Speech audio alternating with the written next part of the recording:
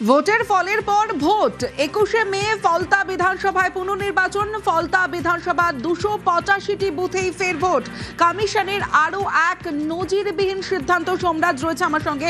সোমরাজ, দ্বিতীয় দফার ভোট হয় 29শে এপ্রিল। আমরা দেখেছি দ্বিতীয় দফার ভোটের আগে থেকেই খবরের শিরোনামে দক্ষিণ 24 পরগনার এই ফলতা কেন্দ্র ছিল, এবার সেখানেই পুনরায় ভোট। একদমই, দেখো, ফলতা বিধানসভায় ফের ভোট হবে, অর্থাৎ পুনরায় ভোট হবে। 21শে মে ভোট হবে ফলতা বিধানসভায়, 24শে মে গণনা হবে ফলতা বিধানসভায়। এবারে নির্বাচন কমিশন কেন এই সিদ্ধান্ত নিল পুনরায় ভোট নেওয়ার? কেন নির্বাচন কমিশনকে সিদ্ধান্ত নিতে হলো যে ফলতা বিধানসভার গত 29শে এপ্রিলে যে ভোট গ্রহণ হয়েছে সেই ভোট গ্রহণ অবৈধ, অর্থাৎ সেই ভোট গ্রহণের কোনো ভিত্তি নেই নির্বাচন কমিশনের হিসাবে? কেন?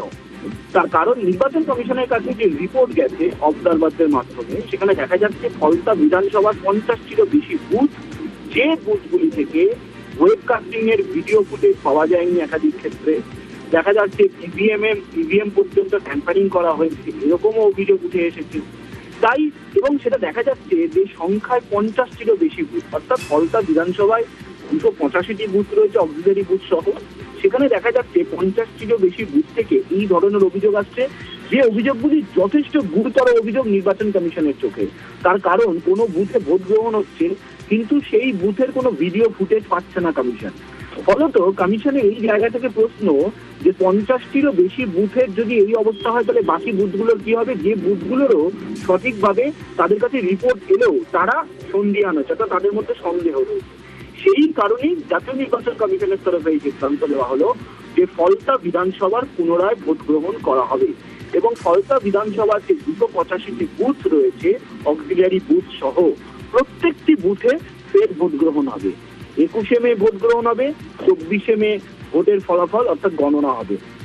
নির্বাচন কমিশনের তরফে রাজ্যের মুখ্য নির্বাচনী আধিকারিককে যে চিঠি দেওয়া হয়েছে, সেই চিঠিতে 8 পাতার চিঠিতে কেন ফলতা বিধানসভার পুনরায় ভোট নেওয়া হবে তার বিস্তারিত তথ্য উল্লেখ করেছে এবং সেখানে অবজারভারদের কি রিপোর্ট আছে, স্পেশাল অবজারভারের কি রিপোর্ট আছে। অর্থাৎ তুমি জানো যে জাতীয় নির্বাচন কমিশন এবারের ভোটে স্পেশাল অবজারভার হিসেবে সুব্রত গুপ্তকে নিয়োগ করেছে।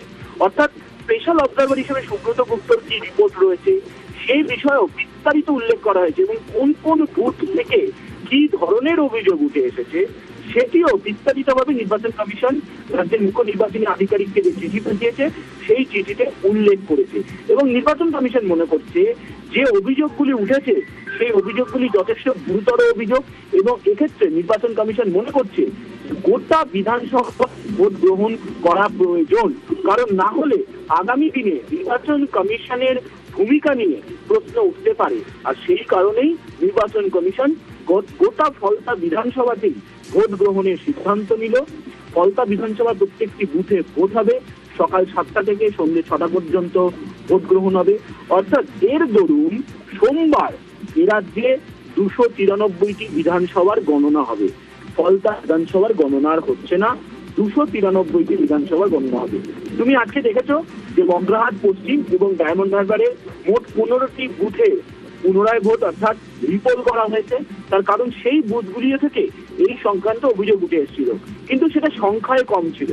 ফলতা বিধানসভার ক্ষেত্রে দেখা যাচ্ছে যেহেতু একাধিক বুথের ক্ষেত্রে video footage tampering, video footage অর্থাৎ ওয়েবকাস্টিং এর ক্যামেরা কাজ না করা, আবার এরকমও দেখা গেছে দুপুর 1টা পর্যন্ত ভোট গ্রহণ হয়েছে, ততক্ষণ পর্যন্ত ওয়েবকাস্টিং এর ক্যামেরা চলেছে কিন্তু তারপর থেকে আর ওয়েবকাস্টিং এর কোনো ফুটেজ পাওয়া যাচ্ছে না। গোটা বিষয়গুলি নিয়েই নির্বাচন কমিশনের মনে হয়েছে যে ফলতা বিধানসভার ভোট গ্রহণ নিরপেক্ষভাবে হয়নি, সেই কারণেই ফলতা বিধানসভায় ফের ভোটের সিদ্ধান্ত জাতীয় নির্বাচন কমিশন নিয়েছে। 21শে মে হবে ভোট, 24 তারিখ হবে ফল প্রকাশ। বেশ।